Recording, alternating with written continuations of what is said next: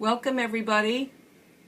I hope you can hear me. This is Dr. Linda of the Vascular Birthmarks Foundation along with Dr. Roy Geronemus, world-renowned expert in the diagnosis and treatment of port wines, hemangiomas, and other vascular lesions.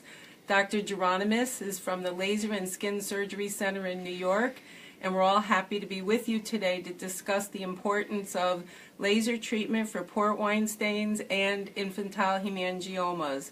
So we're already live, and it says we're building an audience. Can you see that okay? I can. Okay, and so we'd like you to start sending your questions. Dr. Geronemus also can be reached at birthmark.org/Geronemus if you have questions following this session. We will get back to all of you. So we see Mahala Baban has just joined us. Please post your questions so that we can start right away.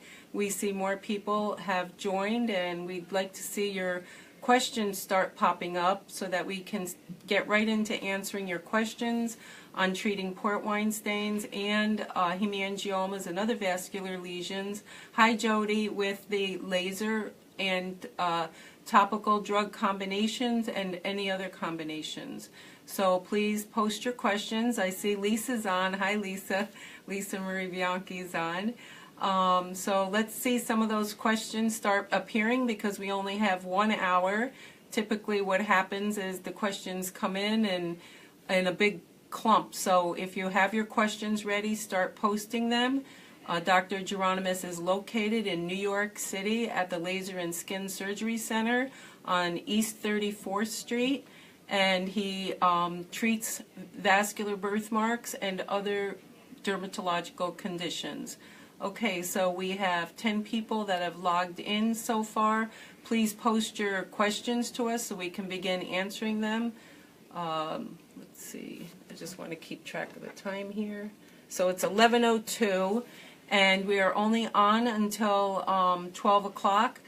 I realize some of you are probably typing your questions. Hi Jody. So if you have any questions on the treatment of a port wine stain or a hemangioma, please post your questions now. We cannot see any photos, so just please post your questions. They can be regarding the frequency of treatment, how early you can begin treatment, is it ever too late to start treatment, wavelengths, settings, durations, frequency in between treatments, does topical treatments work with the laser together? So these are all the types of questions that Dr. Geronemus is here to answer for you today. So please submit your questions. We're not seeing any questions yet. We are seeing the people that are joining. It says that we have 10 people who have joined so far. So just send your questions in. This is typically what's been happening, and that's why I talk a little bit about the doctor that we're with. Dr. Geronemus, as many of you know, is always at our conference every other year in New York and does free laser treatments for individuals participating in the conference. It's always a great highlight for us. He's very effective. The patients that he treated in October said it was the best treatments that they've had. My daughter has darker skin, and we are treating every 3 months. Is this safe to do? Did you see that one? I did. There are definite certain considerations that one has to contemplate in treating somebody with darker skin. A lot of this depends upon a number of different factors. The type of birthmark that it is, and the location that it is, and the degree of sun exposure. So, and also the age of the patient is particularly important as well. With very, very young patients, we like to treat as early and as we can, and I'd like to treat every few weeks if possible. Sometimes with darker skin, one has to delay treatment a bit and allow for healing, particularly if you live in a sunny climate where there might be some sun exposure that might increase pigmentation. So there's no real straight answer for that question, but again, we do like to treat the very, very young patients early and frequently, but we do delay treatments with longer intervals with patients with darker skin type. Okay, Stephanie Lynn, please resubmit. The questions are going by pretty quick because when people join, Also, is it normal? I didn't see that one. We are planning to come in May to see Dr. G to start treatments enough to treat every 4 months or 3. Will the results be the same? Again, the frequency of treatments depends upon the location of the birthmark and the age of the patients. The very young babies that we treat, and we do like to begin treatment during infancy, we treat every 2 to 3 weeks unless somebody has darker skin, and then we may delay treatment for a bit longer depending upon the location of the birthmark. Some of the birthmarks that are the port wine stains, I should say, on the lower extremities take longer to heal, and in those cases we wait a bit longer between treatment sessions. But much of this is dependent upon all of those factors. You asked the question, would 3 or 4 months make a difference? Not a huge difference. If this were a newborn or infant, a very young child, I would say yes, it would make a difference because we do like to begin treatment very early and to get fairly aggressive in the first year of life. So Erica said she's going to let her son decide when he wants to start treatment and wants to know will he need more treatments by waiting? I do believe that young children, particularly the infants and very young children, tend to respond better and more completely if treatment is begun during early infancy or early childhood. That's not to say that it's not worth treating when they get older. It's just our impression, based upon extensive experience, that the younger patients tend to respond quicker and with fewer treatments. Some of these are going by pretty quick, so it's kind of hard for us. Age 57, KTS was wondering if treatment would be effective. KTS is the Klippel-Trenaunay-Weber syndrome. For those of you who don't know, that's typically a birthmark on the extremities that's associated with usually thickening of the extremities or lengthening. The laser treatment can be effective in diminishing the port wine stain, but will have no effect on the underlying thickening of the muscles or the bones that can be involved with that. 23-year-old son had NDAG treatment for port wine years ago. It failed. This left scarring. What can be done? Well, there are a lot of things that can be done for scarring. This is an unfortunate outcome, but there are a number of different treatments, sometimes with lasers, sometimes with injections, where the scars can be smoothed out quite effectively. So I wouldn't give up, and I think I would certainly consult a dermatologist or plastic surgeon who has access to treatments that can be helpful for scars. There are a lot of questions here, so we really can't... They're going by really fast. I'm trying to pull it up on my other phone. We've been... I have a 6-year-old with a large port wine covering his entire shoulder and arm. How would you treat an area so large? The good news is that they can be treated when they're very large, and that's certainly easier when they're very young, as these large areas are smaller than they will be later in life. However, where the lasers now have larger spot sizes, we're now using a 12mm spot with our conventional V-beam laser for the birthmarks, which allows us to treat larger areas on the body. And the even better news is that the next generation device, which we're testing, allows for a 15mm spot, and it's a more quick laser. It's a laser that fires more rapidly. So this allows us to treat almost twice as fast as we could earlier, so that's something to look forward to. And Kyle Joel wants to know how you can determine the difference between a port wine and a stork bite. Stork bites are usually small little vascular red marks on the forehead, usually in a V-shaped pattern, often or typically present at birth, and will disappear over time. When you have involvement of the stork bite that also involves the eyelids, the size of the nose, and the upper lip, these are areas that suggest that perhaps there might be something more than a stork bite, and it's more likely to be a port wine stain. But stork bites are typically limited between the eyebrows and the lower part of the forehead and will disappear over time. Dana wants to know when to switch from using a pulse dye laser to an alexandrite because her son has had 8 treatments. It's always a good question as to what to do when one hits a roadblock with treatment or is not responding. One of the things I'd recommend is looking at the parameters of the laser that was used and the type of laser that was used. The many patients that I see I feel can be treated differently with the same laser. So many times the energy or the spot size or the pulse width, these are all technical terms, may not be optimal. So I think it's always best to make sure that optimum treatment has been administered prior to switching to another type of laser. So, The alexandrite laser is an option, but I think in the very young it's not as safe. so Mahela from Croatia says her daughter's port wine on the face is being treated, but not around the eye. She wants to know if you treat around the eye and what can be done for treating that area. We do. We routinely treat around the eye. We do protect the eye during the course of treatment. What we do is we put a little metal eye shield under the eyelids during the course of treatment. We put a topical drop as an anesthetic under the eyelid, and this allows for a very safe and effective means of protection. For some reason, many physicians are not comfortable in doing that, but we're happy to train them. It's something that we've done at our vascular birthmark conferences where we show physicians how this can be done, but it's really quite simple, and it can also be done in the office setting. One mom, Catherine from Belgium, says that they're only treating her daughter twice a year. Can she be treated more frequently? Yes. Our treatment protocol is to treat every 2 to 3 weeks with the newborns and the very young children. This is done in the office setting. With older patients, we will extend the intervals every 2 to 3 months. I think coming from Finland, the skin is probably very fair, so all the more reason why one can treat more frequently. As the skin becomes darker, sometimes you have to delay the treatments and treat less frequently to allow for more of a healing process to avoid increased pigmentation.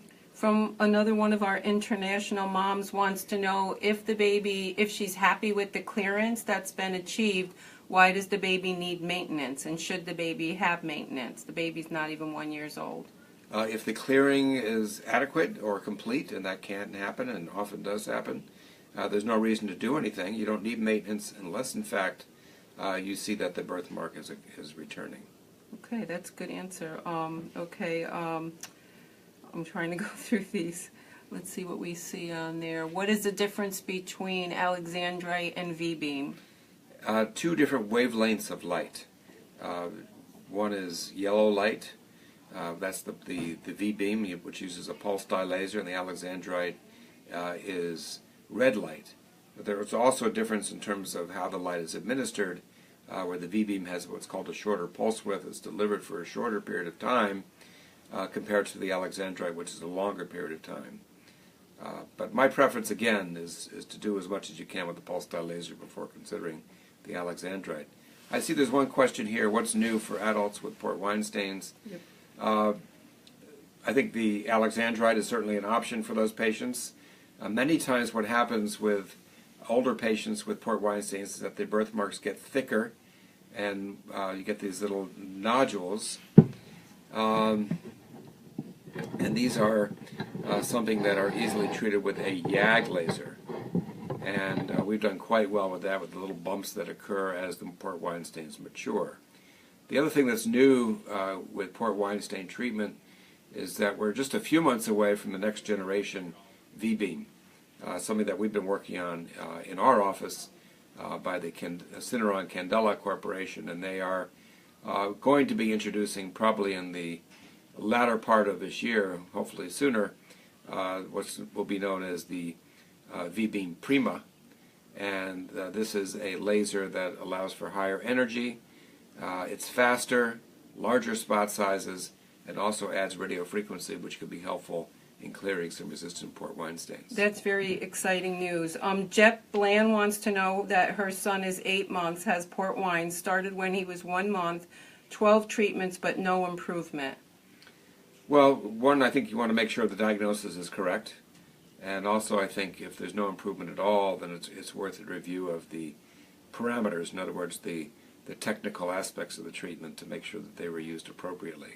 Carolyn Glith wants to know what the PDL settings using a Fitzpatrick scale of 1 to 4 and also 4 to 6 on a newborn. Must be a doctor. Yeah, must be. Okay. So on a newborn, I typically will use a 10 millimeter spot. I'll start with a 1.5 millisecond pulse width, and I will probably begin around 8 to 8.5 joules per centimeter squared, and maybe increase that up to 9 by the time they get to 6 months. Once the kids get older than 2 years of age, I will often shorten the pulse width to 0.45 seconds, which I find to be more helpful, but I'm not as comfortable using that in the newborns. Do you have any doctors to recommend in the Belgium area? Yes. Christine Diericks, I think, has been working out of a town somewhere near Brussels, but I'm not exactly sure where she is. She's quite experienced. Stephanie Lynn says the settings for her daughter have been 5.5 joules/cm2 and 0.5 at 10 millimeter head, but not getting clearance. She's 18 months old. So the 5.5 seems like it's low, and perhaps the doctor can consider raising that energy a bit. Heidi is 47 years old, has a port wine stain on her face and her lower lid and a bit on her upper lid, and as she's gotten older it's starting to get blebs. Well, this is something that can be treated. The most important thing here is eye protection. So treating the eyelids is where those eye shields have to be placed. So it's important that the physician have experience doing that. And the blebs can be treated with the YAG laser, and this is something that can work quite effectively on the blebs. So Amy Shemp says that Christine Diedrichs does not treat children, the doctor that you referred. Okay, I did not know that, so I can't offer any other advice in that area. Allie says her daughter is 5 months old and has been on propranolol since 4 weeks. She's not responding. Our doctor is recommending laser inside the mouth and out. So are we dealing with a port wine stain, I assume? I don't think... Hemangioma. Hemangioma. Again, I think it's important here to consider the dosing of the propranolol, because that can often make a difference. The other question I have in mind, comes to my mind, is whether the diagnosis is correct, whether it's a venous malformation as opposed to hemangioma, as the venous malformations, which often occur in the mouth, would not respond to propranolol. Laser treatment can often work, but it's often best to evaluate a situation like that, either by photograph or in person, to make an educated response. Mary wants to know of a recommendation in Boston, Dr. Rox Anderson, right? Well, the man who's responsible for all this great technology is Rox Anderson. At Mass General Hospital, he has a whole team there, that group, and there's also a group called the Skin Care Physicians out of Chestnut Hill that does a lot of laser work as well. But the founder and the developer of most of the laser technology that all of us use is Rox Anderson. Jep Bland is I live in D.C. Dr. Rubin is leaving. Any recommendations? I'm sorry to hear that. She's quite good. Yeah, I just don't know who's doing that work in D.C. I'm sorry. Carolyn says, why not go as deep as possible, the higher pulse duration and strong as possible joules, while taking care not to damage the skin? We do that, and there's always a balance between getting the highest energy possible and avoiding damage to the skin. There's always the potential for scarring, and that's why caution has to be in play in treating patients. AJ, how do you feel the treatment of birthmarks has changed? I think one of the big changes in treating birthmarks is the treatment of newborns, infants and young children. I think that makes an absolutely huge difference in terms of the ultimate outcome as well as the short-term benefit. Then technology is on the verge of changing the next few months, as I mentioned, with the next generation V-beam laser. Courtney says her daughter has Klippel-Trenaunay syndrome but no cutaneous stain, but has lots of varicose veins that randomly lighten and darken. Can they be treated? Yes. We don't use the standard laser therapy that we typically use for skin birthmarks, but there are a number of different ways to approach that, often through endovenous ablation, as it's called, and this can be done either through laser treatment or radiofrequency.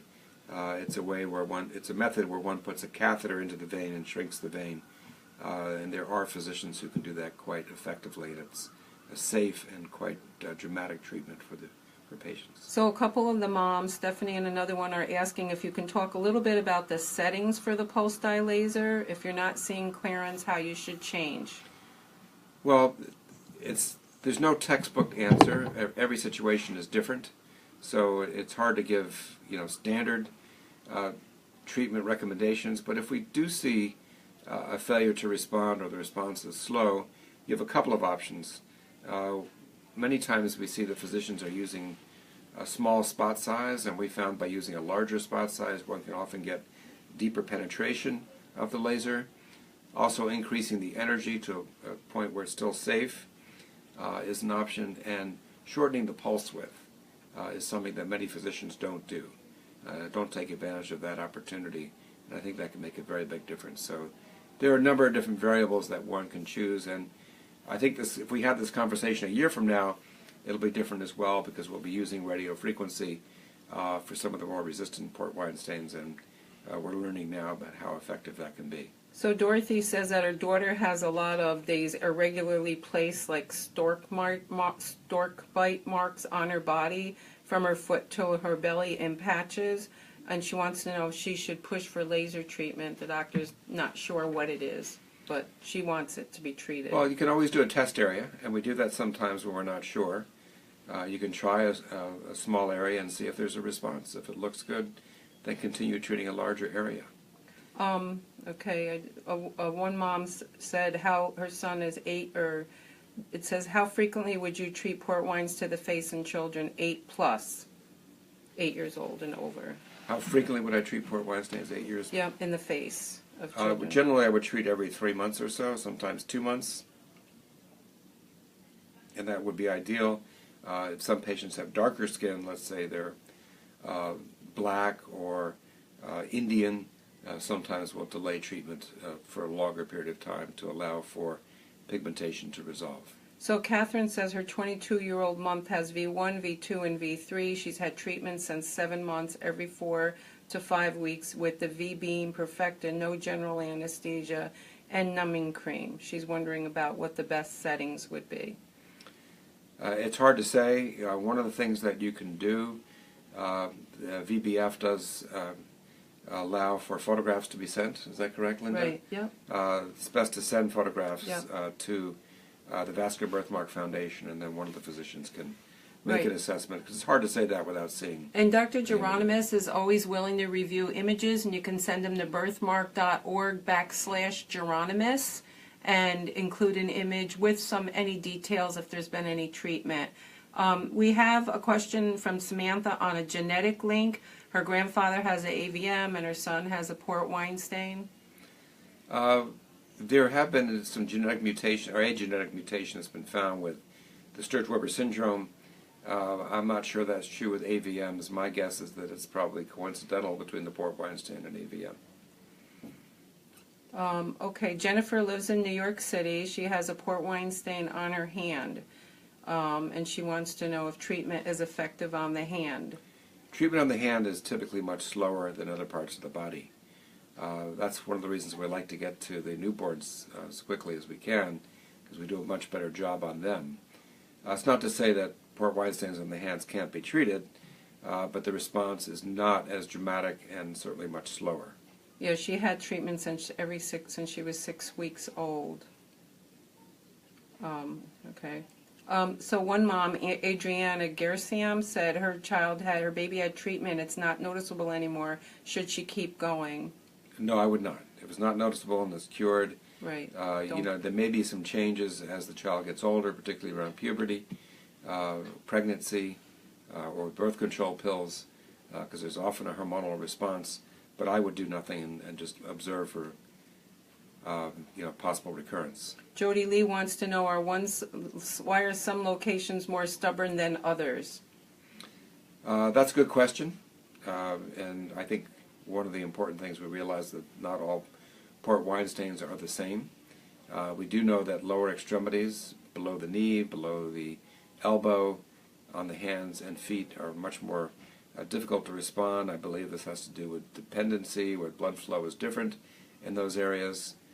We also know that on the face, the central portion of the face, the nose and the mid-cheeks, is an area that responds more slowly than if we're treating the outside of the face, which responds much more quickly. And that's probably due to the thickness of the skin in that particular instance. So another mom wants to know how long it takes to get a response from an email. Within a couple days, we would say like 72 hours, 3 days. If you don't hear back, then you can email me. That's birthmark.org/Dr. Linda, and I'll make sure it gets to where you need it to be answered. Anybody in Phoenix, Arizona that you could recommend people to? I think, recommendations for specific physicians are best put in email format. Okay, Let's so do you that. can send that. She wants to know, you did my daughter Mai's forehead starting when she was 6 weeks old. She is now 16 and looks fabulous. Thank you. That's from Rami Chiacchio that you treated. Send my best. Okay. Jessica wants to know about your stance on using numbing cream versus anesthesia. I knew that question would come up. Okay. This is an important question. First of all, I think an experienced experienced physician with an experienced team can do a lot in the office. And that's one of the reasons we like to treat very, very early, because our need for anesthesia is much less. So it's interesting that we're doing fewer cases under general anesthesia now than we used to because of the early intervention and beginning very, very early. With that said, as the kids get older, topical anesthetics can be used. I like to wait until they're at least a year before using a topical anesthetic, because topical anesthesia can have potential side effects, including absorption of the body, and we carefully limit how much we give to each child to avoid absorption into the body that might be unhealthy. But there are times when general anesthesia is required, and this has been a very big topic for debate in the medical literature, and most recently even in the last year. And the issue comes from some reports in the literature showing that repetitive use of anesthesia can have some impact on the children's development over time, in terms of their cognitive development or their intellectual ability.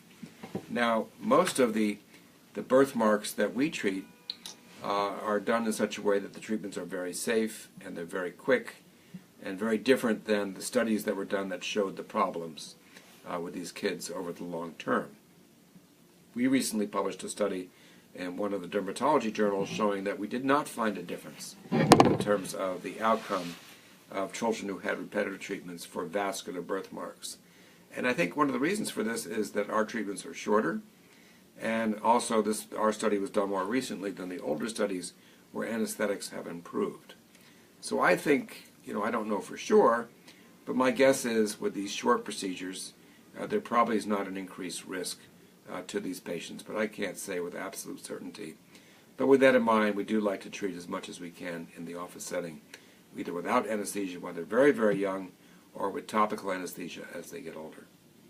And one mom wants to know, she said her 5-month-old daughter has undergone 9 PDL treatments so far, covering most of her leg. We're pleased with fading, maybe 50%. Can anything more be done to improve that? I think the answer to that question really lies on what parameters were used. And if you would like to send that information to us, we can take a look and see if there might be something else that could be done that might be more helpful. One mom, Dana Alcey, says, you often mention optimal settings. How do you determine what is optimal if you offer the same diameter, if you use the same diameter and only slowly increase the intensity? Well, you can increase the energy, you can increase the spot size, or you can shorten the pulse width. These are things that are potential changes that can make a difference. And there are some physicians who also make other changes where they'll do more than one pass and they'll use different parameters with each pass, but that's up to each individual physician. Jennifer wants to know, her 8-year-old had 30 treatments and on the hand, and said, will that she need more treatments to keep it from thickening or developing nodules? I would think that on the hand, it's unlikely to clear that completely unless you began really during very early infancy. So if there's some residual birthmark remaining at age 8, I would think maintenance therapy would be required to prevent some darkening and thickening over time. Keep in mind, though, that the thickening does not occur for many, many years. Most of the thickening or nodularity won't start until the 20s, late 20s or 30s. Okay, Kim Tai wants to know, is there a new laser out there that we are waiting for approval from FDA? Yes, that's the V-beam Prima, and that's something that we're investigating presently, and the company is hoping to release later this year. Okay, I'm just going to take a little quick turn over to me for a second. This is Dr. Linda of the Vascular Birthmarks Foundation, and I want to thank you for joining us. We have another half hour. The questions are coming in quickly. I'm also looking at them on my iPhone so that I'm able to catch most of them and help you. So if your question's not answered, let it go through. You can reach Dr. Geronemus at birthmark.org/Geronemus, and we're back with Dr. Geronemus. So Catherine says, do you treat children of 2 years without general anesthesia? It is getting much harder to hold my daughter for treatments. She's 22 months old with V1, 2, and 3 port wine. Well, we try to do as much as we can in the office setting by using a larger spot size and a very effective team, and try to keep the children immobilized as best we can.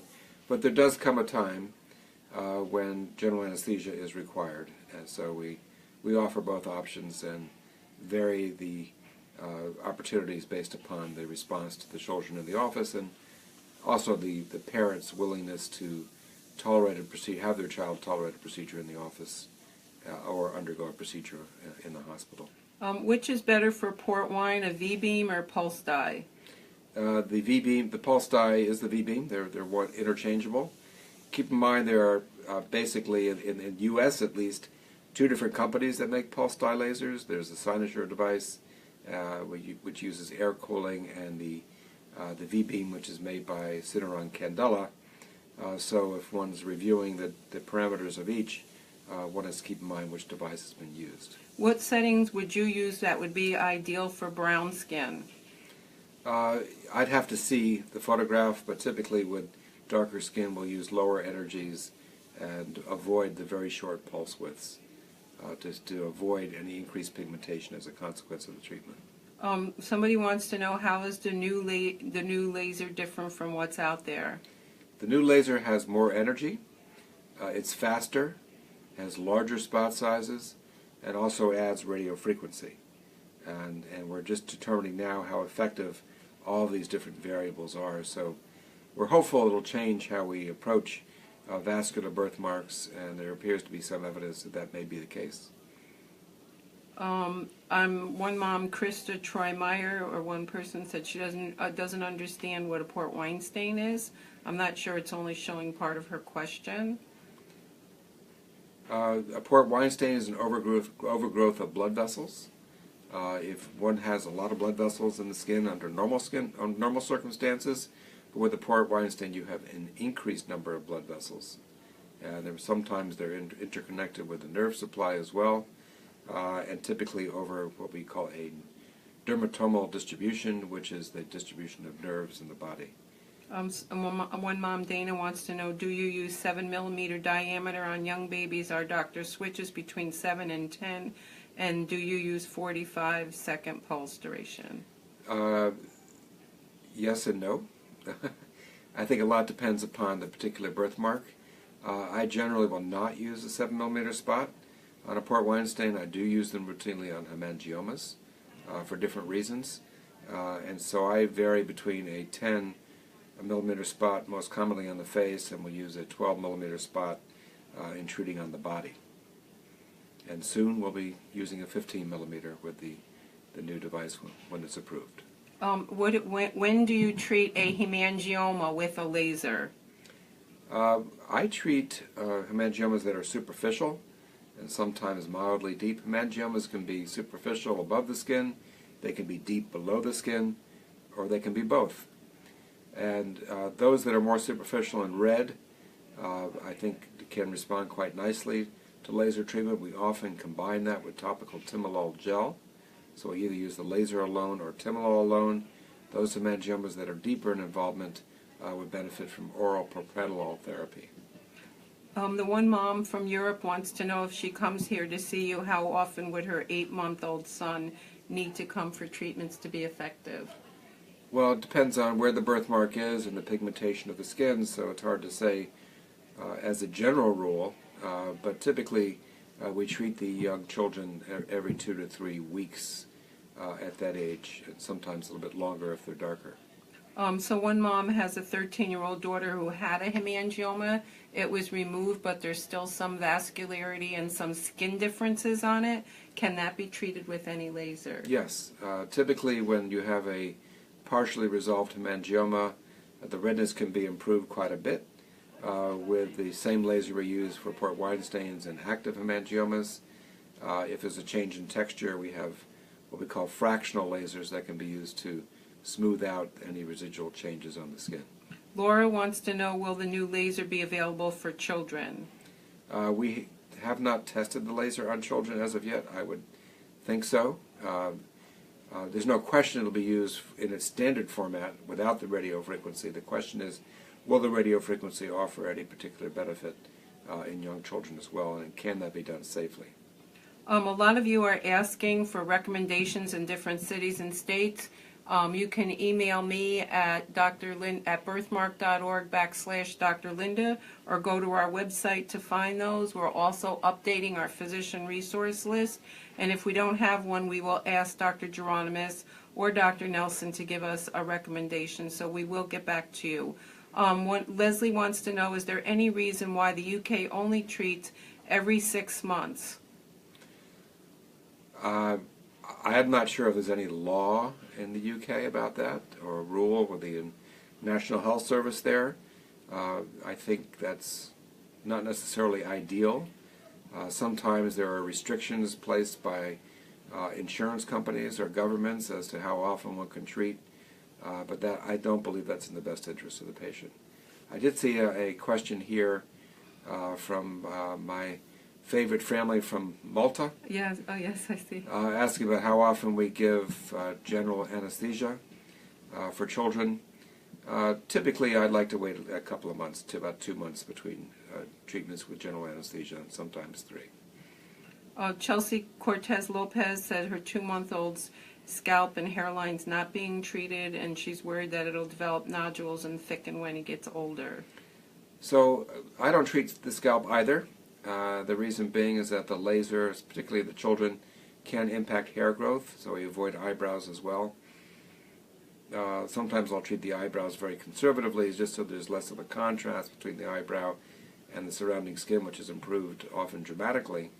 I think it's best off not to treat the hair, because I think the hair loss will be more of an issue, and then wait till the nodules occur, and hopefully by then we'll have something much more effective anyway. Alessandra Di Carvalho says they're one of your families from Brazil that you're treating, and they want to know a general ballpark of the difference between treating in the office versus in a hospital environment.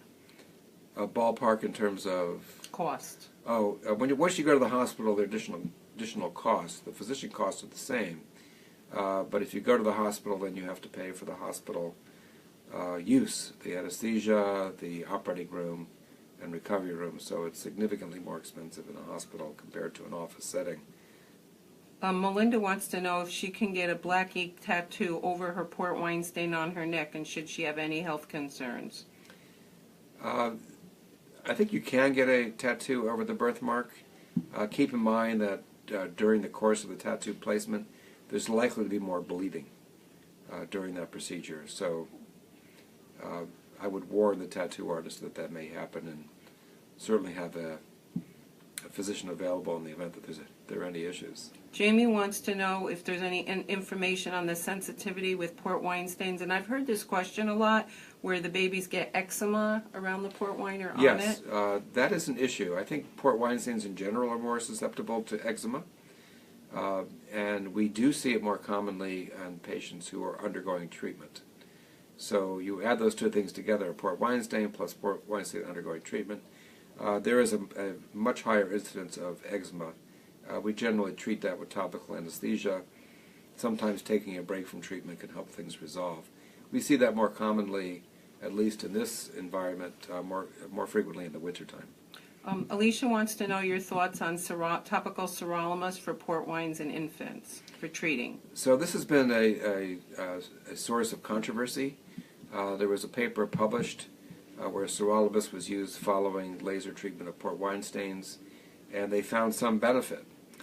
Dr. Stuart Nelson, who's also involved with the Vascular Birthmark Foundation, and I were critical of this paper because they only applied the sirolimus in an area that we know responds better than other areas to laser treatment. They only applied it to the upper area of a birthmark, but they avoided areas that are more likely to respond more slowly. So I thought there was a flaw in the design of that particular study, which Dr. Nelson and I wrote a letter about, which was published in that particular journal. But in practical experience, I've not found it to be particularly helpful, unfortunately. So I do not use it in my practice. So Melanie Falco said that her child has a port wine on the hands, fingers, and palm, and was told that it could not be treated because of the nerves. I don't agree with that. I think it can be treated, but keep in mind the treatment will be much slower compared to treatment in other locations.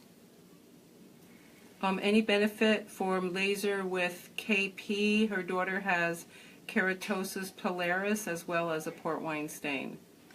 The keratosis pilaris, the redness associated with that, can be improved with the same V-beam laser or pulse dye laser. Even an IPL can be helpful for that as well. In terms of the bumpiness that one gets with KP, there are some reports about using lasers that are commonly used for hair removal as being effective for that, but that's not commonly used for that purpose. And Amy just wanted to ask a general question about the results you get for treating port wine, like percentages with treatments, if there's any way of knowing. The results varied based upon a number of factors. Location of the face or other parts of the body, I think, are very important prognostic factors where one can predict a better response in certain areas as opposed to others. And certain areas are much slower. As I mentioned earlier, the areas below the ankle, below the knees, and below the elbows are going to respond much more slowly. Our doctor from Aaron has been using 7mm 8.5 joules for all treatments on our daughter who's 8 months, started at 2 weeks at 4-week intervals. No changes have been made to the settings. I think it's worth making a change. I typically will not use a 7mm spot in treating a port wine stain. I like to use larger spot sizes, and I found that to be more helpful. The other factor that's missing here is what the pulse width was, and that's also very, very important in determining how someone's going to respond to treatment. Carolyn wanted to know if there's any developments on photodynamic therapy and PDL combinations. Some of this work has been done out in California at the Beckman Laser Institute, and also university at the Irvine portion of the University of California healthcare system. So their work is more research at this point in time. There's also some work being done out in Asia, particularly in China, with that, but I don't believe it's standard therapy at this point in time. Kaylee wants to know about anything that can be done for the gums to repair deformities or staining on her gums. We sometimes will use the pulse dye laser, the V-beam, for that purpose. It can be helpful. Other patients who have thickening of the gums, which can occur, are best off to see a periodontist who might choose either a laser or some type of therapy to reduce that thickening. Stephanie Lynn wants to know if more purpura means better clearance, better treatment. I think purpura is a good endpoint for port wine stain and hemangioma treatment. So it's something that we look for. Keep in mind, though, if a baby is being treated, a newborn, we have a phenomenon that we refer to as incomplete purpura, where the very, very young children don't get the same degree of purpura or any at all, but that doesn't mean they don't get a response. But I think, beyond 3 to 4 months of age, I would expect there to be purpura, and that is a necessary endpoint. Jessica wants to know, when do you decide not to treat anymore? Her daughter has had 25 treatments and there's been no change. I think if you've done a few treatments and there's been no further response, and the parameters that have been used, the treatment characteristics have been appropriate, then it's worth either taking a prolonged break or waiting for something new, and the good news is there's something new coming very soon. But one of the issues that I see with seeing patients who come in for a second opinion is that I often feel that the treatments have not necessarily been ideal. Not to be critical of another physician, but many times there are different ways to do things that we have found to be helpful. So the first thing I would do in a situation like that is review what's been done to make sure that there's not another way to do it. Catherine wants to know, do you recommend taking a break during the summer? Some patients with darker skin, we do recommend they take a break during the summer. But if they're young children, I don't like to take that break because I think there's a window of opportunity with the young babies where you want to treat through the summertime because you don't want that window to close. But if they have darker skin, then you definitely don't want them tan, and you don't want somebody to come in with a tan for treatment anyway because that could interfere with the laser treatment itself. So I just saw a post from Greg Falco. Hi, Greg. And he wants to know about port wine stains, but I'm like, okay, did you have another child with a birthmark? Because his other son had a niche. He wants to know if all port wine stains are expected to thicken over time. In the study that we did, we found that 2/3 of all patients get thickening by the age of 45. So the answer is most of them will. Sandy said her 4-year-old granddaughter had laser 2 years ago, which has left burn scars. She has newer hemangiomas around her lips. So this sounds like some kind of misdiagnosis, right?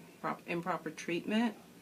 Maybe Sandra, you can email Dr. Geronemus a picture at birthmark.org/Geronemus, and then he can give you a better opinion. You'd have to see it to know what it is. You would be concerned that there are new areas developing, as Linda mentioned. Perhaps that there's a different diagnosis.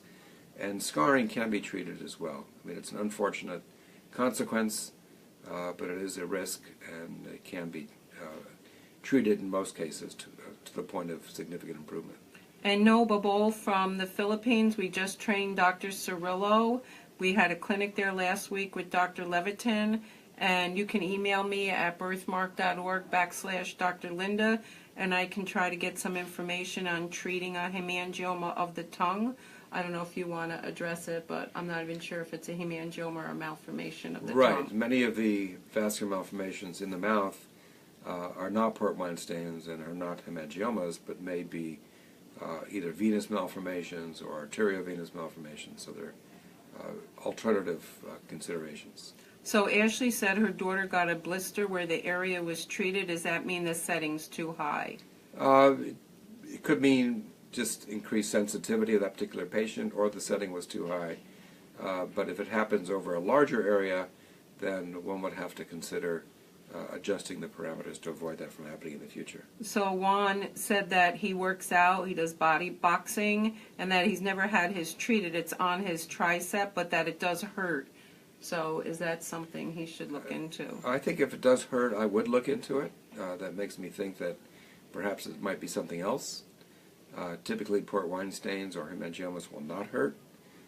Somebody who's older will not have a hemangioma anyway. So I think alternative diagnoses have to be considered, and I would see a vascular lesion specialist to make sure the diagnosis is correct. Amy has a good question, and I know a lot of people have asked me, and that is that why are certain areas not responsive on her child's face to the laser? Those areas that are in the more central portion of the face are more likely to be where we see thicker skin, so the laser may not penetrate to the depth of the blood vessel to the same degree that it would elsewhere on the body. Chelsea wants to know, how do you address the port wine on the eyelid without affecting vision? We do protect the eye with what we call a metal ocular shield. So we put an eye drop in to numb the eye underneath the eyelid, and then we put the metal shield in place, and that gives us full protection. It's a very quick, simple thing to do. Imad said she's from Lebanon. Her son has a lymphangioma cyst on his leg. He's 4 years old.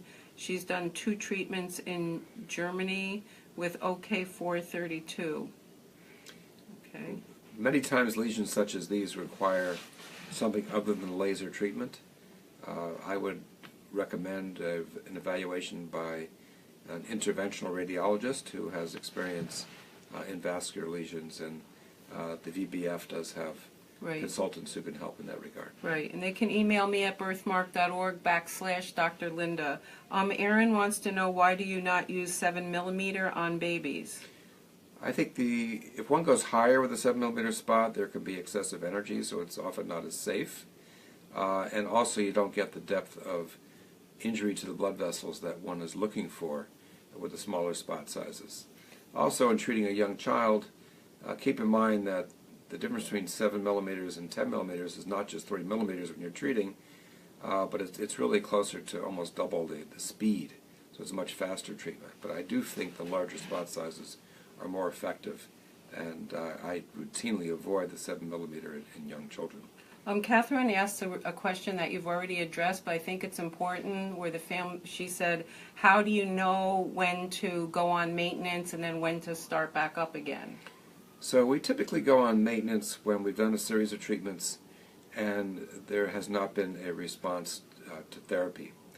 So sometimes you'll see where we've achieved a certain degree of improvement and then we've done a few treatments and there's no further improvement, then we'll stop for a while and take a break. Sometimes taking a break is enough. This allows for a bit more healing. Other times we'll wait and restart with either a different device or different parameters, different treatment techniques. Monica wants to know, what causes a port wine? Well, that's a good question. We know that with the Sturge-Weber syndrome, there is a genetic mutation that causes that, but other than the fact that we know that there are increased blood vessels, we don't really know why they occur. Catherine wants to know, if you use the corneal shield, the eye shield, in a 2-year-old, do they tolerate it? Yes. Well, not easily, but it can be done. We do them with newborns. The youngest I've done is a day of age, and we put the shields in all the time. But it does require that the child be kept still, and with an effective team in the office, that can be done, or under anesthesia. Erin wants to know, what's a tactful way to talk to her doctor about changing the settings without offending him or her? I would just say that you've been reading and you saw this video on the vascular birthmark or the Facebook chat, and they were talking about additional settings. Is he comfortable trying it? I think the most important thing is the physician has to be comfortable. You can't have them do something that either they haven't done before or they're not comfortable doing. But look, I like to listen to my patients. If somebody has a better idea, that's great. And hopefully, your physician will be interested in learning as well. Diana wants to know, for male babies, where when they grow up they'll have facial hair in that area, should that area be treated, and can it affect the facial hair as they get older? That's a good question.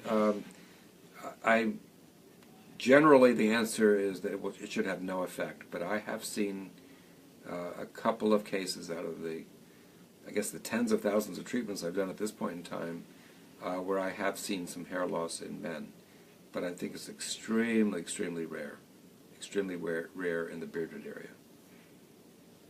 Okay, so again, this is Dr. Linda from the Vascular Birthmarks Foundation, along with Dr. Roy Geronemus of the Laser and Skin Surgery Center, asking questions on the treatment of port wine stains and hemangiomas and other vascular lesions with laser and with or without topical agents.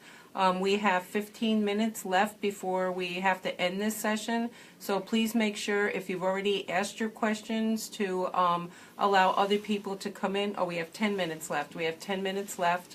Thank you, Dr. Geronemus, for that update. So if you have not had your question asked, or if you're looking for a referral, especially outside the USA or in the USA, please email me, and if I don't have the answer, I will get the answer from Dr. Geronemus, Dr. Nelson, or someone in Europe, because we do have a list. So please continue your questions pertinent to what Dr. Geronemus is answering for 10 more minutes, and then this video will be indefinitely posted on our website for you to re-review. Okay. I saw a question. That was the facial hair.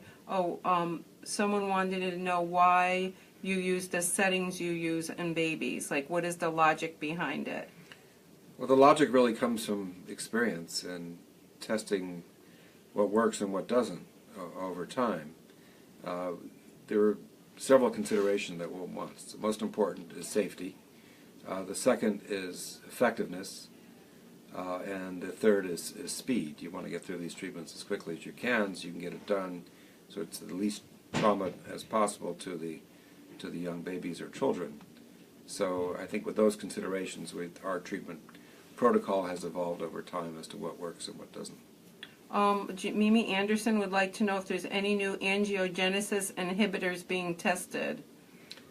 This is not an area of my expertise, but I believe that there is the next generation rapamycin or sirolimus being tested, and I know Dr. Nelson's been working in that area, and hopefully it'll be something better going forward. Katrina wants to know about any comments on port wine stains and rapamycin. Yeah, we talked about that earlier. She just tuned in. My personal belief is that it does not help. But there are others who disagree with me, just to be fair. But we've tried it on enough patients, and it's not easily available, and it can be expensive, so it's not enough to justify its use at this point in time, in my opinion. So one woman, Virginia, wants to know how often should an adult with a port wine be treated? How frequently? I think it depends on the location of the port wine stain and the pigmentation of the patient's skin. So somebody who's fair, like Linda, I could treat, every 2 months or so, but if somebody is darker, let's say Indian, Hispanic, or black, I would treat at a longer interval to allow for more healing. One woman wants to know, she has a VM underneath her eyelid and around the orbit. Would that be able to be treated with a laser? Yes, we routinely treat around the eye, all types of vascular birthmarks. But one has to do that safely and effectively with the appropriate eye protection. Catherine wants to know the new laser, the VB Prima, how soon will that be approved for general use? The company is hoping to release it later this year. Susan wants to know, when her son gets his laser treatment around his cheek and near the lip, it never gets purpura. Why? The doctor uses 8.5. Well, the question is not necessarily the energy, but the pulse width. And it's possible he's using a longer pulse width that might minimize the purpura.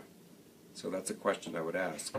That's the milliseconds that's used in terms of how long the laser is administered to the skin. Jill wants to know, will you be testing radio frequency on children, or will somebody else do that testing? Well, our protocol has been to begin with adults, and then we're working our way down. And this is what we've done historically when we develop new lasers. We start with adults, and then we'll go to young adults, teenagers, and then ultimately to children. So one mom is just saying there's no treatment in Asia, and they need treatment, they need help. But depending on where you're located, please message me at birthmark.org/Dr. Linda, because we do have quite a few treatment specialists in China and Japan and Korea.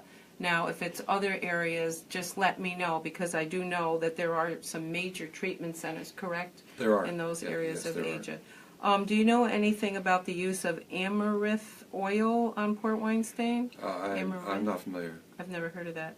What is the optimal time between treatments? You treated Sharon's little boy, Mikey, at our conference, the little boy that is in the picture with me holding him. So he has V1, V2, V3, and he's like 2 years old. So at that age, I like to treat every 2 months or so. When they're very, very young, I will treat every 2 to 3 weeks. So if a newborn was coming in to see me today, I would put them on a 2 to 3 week regimen. Okay, a couple more questions. Ashley says every time her daughter gets treatment, she gets a blister. So I think if blistering is occurring with treatments, then you want to review the parameters or have the doctor review the parameters to make sure that, in fact, adjustments cannot be made. Is there any age at which someone can start treatment from birth to adulthood? Any age. I treated an 80-year-old recently who just was not aware that there was treatment available, and she was excited to have her face treated. Okay, Dr. Geronemus, as we sum up this session, I know that for myself from the Vascular Birthmarks Foundation, we get a lot of questions on port wine stains, that you have answered a lot of those questions today. I think this will be greatly archived and used and reused, and we will let everybody know about your work with this new Prima laser. We're very excited about it. If any of you want to go back and review this to get answers to the questions, like I said, this will be on the VBF website indefinitely. We'll just continue to have it on there. Let me take one more question, and we've already answered that. We've answered probably all of these questions, so I want to thank Dr. Geronemus for being here and spending his time.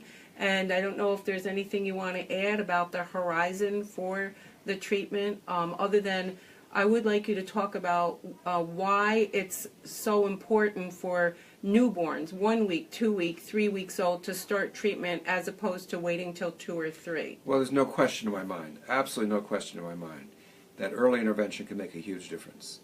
Not to mention the fact that it's much easier for the child to have a treatment when they're so small and not as aware, and the birthmark itself is smaller. But the most important thing is that the vascular birthmarks are more susceptible to treatment when they're treated very, very young. And that's the bottom line. Fewer treatments and more considerable success.